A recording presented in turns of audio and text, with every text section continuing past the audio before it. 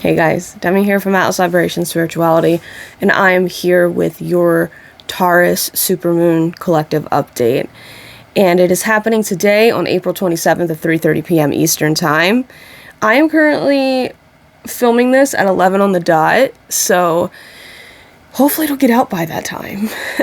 But here we are, and essentially I don't have any notes, and I don't know what degree this is happening at, because I will be honest with you guys, I didn't fully prepare.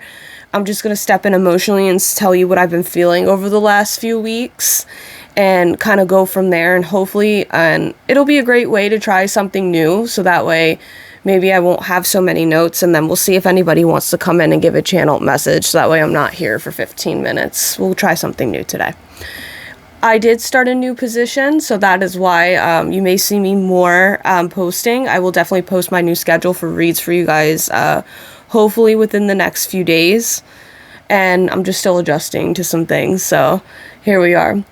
The main thing that I want you guys to take from this new supermoon, essentially, and what I've been feeling is you're seeing where there is a lot of chaos. Due to other astrological placements, we have a conjunction in Aries with Neptune. I forget which planet, so it's been a long week, so just bear with me, guys.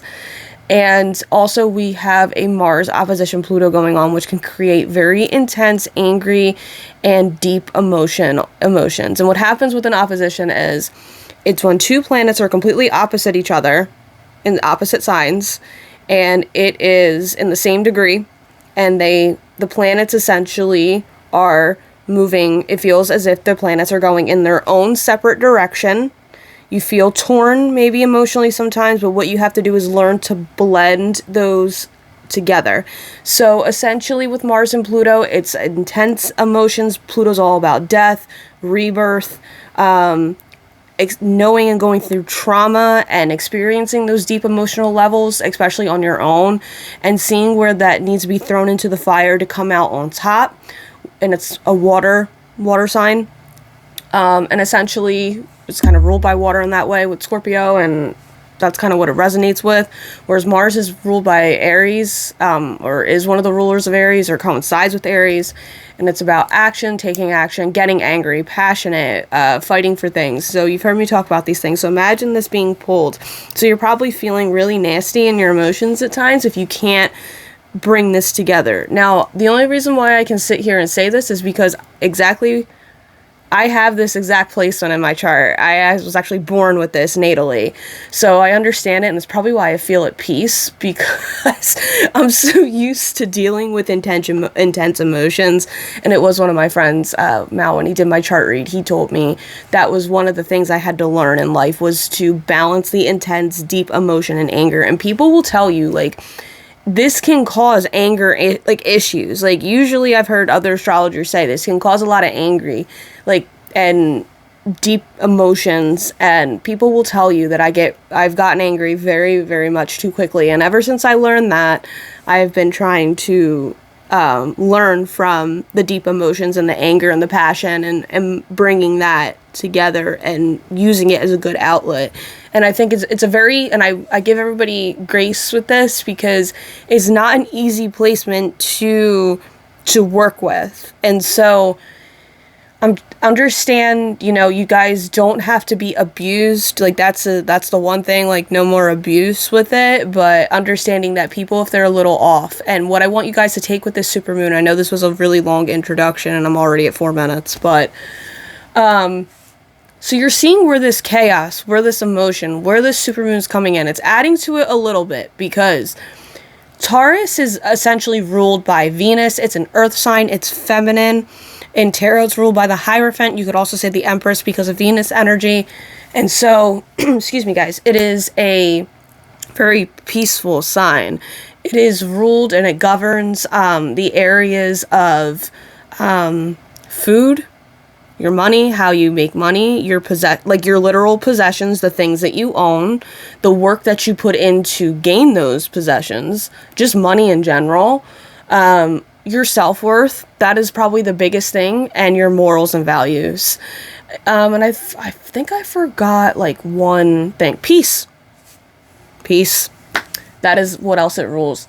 So these things are very important. I will say I'm probably the perfect person to talk to about this. And once again, because I have a lot of mini placements in Taurus. Taurus rules over my 8th house, and then Scorpio rules over my 2nd house. So this is a very, like, and the 2nd house is also Taurus because it's the 2nd sign in the zodiac. So I'm probably the perfect person to talk about this in some ways, but also maybe not. Who knows? But look at the chaos, right? Look at the chaos. And you're seeing where you need to bring in that peace. You're probably seeing, like, at least for me, I'm seeing things because it's in that 8th house. I'm seeing things where there is death, there needs to be change. I need to move in flow with the changes that are happening. There are things dying for me, and it's also, and it's not a coincidence, like I'm sharing with you guys, right? I got a new job. Like, I started my job about a week before this new moon, SuperMoon. And essentially what that means is this is really, really deep, like, I won't say deep emotions, but it's amplified. So you guys are feeling essentially where this person doesn't make me feel worthy about myself. My morals and values are changing. I'm seeing that I need to make changes within the foods and the diet that I'm eating and how I'm treating my body and what I resonate with. You may see that you need to buy like all new things. You may see that you want to go and splurge on yourself a little bit. But essentially where this is taking place is what morals and values and where are you feeling worthy, and sitting in with those feelings and understanding from the chaos that is being created around you or in your life, or even if it's from people externally. I've been sitting here saying to myself, I can't do this anymore. This is not me. It's never been me. There's some people who can't get on board. They don't understand it, and it just means that it's not for you, right? And it means that this is what needs to change. And so whatever way this is bringing you peace, right? I've been hearing a lot of people say, I can't handle this anymore. There needs to be peace. There needs to be more of a quiet thing. So what Taurus essentially rules too is, their qualities, I should say. They're very grounded people. They're very patient. They're very kind. They are very, I would say, hardworking. They like to be very generous as well. They enjoy the sweet life. They're very admirable people. They, are really great essentially when it comes to understanding and just having that, I don't want to say unconditional loving way of patience, but just being and moving in such a way to get where they want to be in a peaceful way. Shadow energies of Taurus, they can be very, they can sit on their high horse a little bit because their values and their morals are so high. They really want people to honor that, so they may have these very high morals and values. And it can come off kind of like kind of snobby or snooty a little bit. Also, they either like to move quickly or they don't. They're very like, let's slow and steady wins the race kind of deal. But also, they also can procrastinate as well. So they don't like to do things twice as well. So sometimes they can get very, very lazy. They don't want to move. They don't want to do anything. My Mars is on Taurus, so I completely understand. It's the slowest moving sign of the zodiac, so either they procrastinate or they take care of it quickly, and it's not done correctly, but it's much more, they would rather do it once the first time correctly so they don't have to do it again. And they're also very, very stubborn. They can be very stubborn, not adaptable to change. So this is where you're seeing that things do need to change, and its opposite sign is Scorpio. So if you're too much in peace and you're too much in your high horse and you're too much this, you go to your opposite sign of Scorpio, and that's your emotions and your feelings.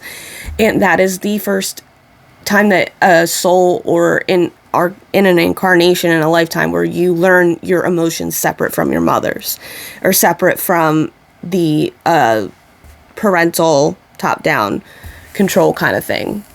And so you'll see that there's chaos. There's things that need to death, new, change. Like that's what happens with Taurus when you get so comfortable in peace, starts to bring chaos. So you're seeing where there is too much peace. You're seeing maybe where there isn't enough peace, where you need to bring that in depending on what area it is in your chart. And so I'm going to leave it at this because I think that you guys really should, in a good way, like sit with your emotions, see where there needs to be peace, review the chaos, see what's happening, see where this isn't you anymore. Your morals and values are changing. Write them down. I'm also guilty because I don't do this either. I need to definitely make more time to do this. But yes, this is what I would tell you guys to essentially work with. See where it's happening, where this piece is being brought in, what new beginnings, super beginning, new moon beginnings are happening for you, and move in that flow, create your peace, because you guys do deserve to have a very peaceful life. And I would always say, if we weren't meant to have it, then why is it here within this wheel? Why does it exist, right? We can have it if we choose that, and that's the key thing. I think we need to choose it. So just remember that, okay? Until next time, namaste.